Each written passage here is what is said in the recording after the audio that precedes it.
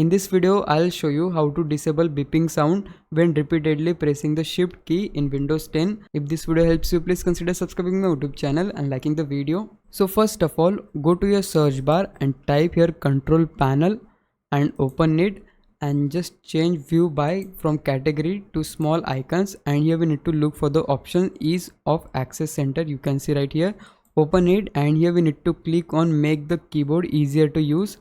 So here we need to click on setup sticky keys and just uncheck this box which is for turn on sticky keys when shift is pressed 5 times. We need to uncheck this, click on apply, okay, and now again click on setup filter keys, uncheck this box, again turn off filter keys when right shift is pressed for 8 seconds. Once you uncheck it, click on apply, okay, and just close it.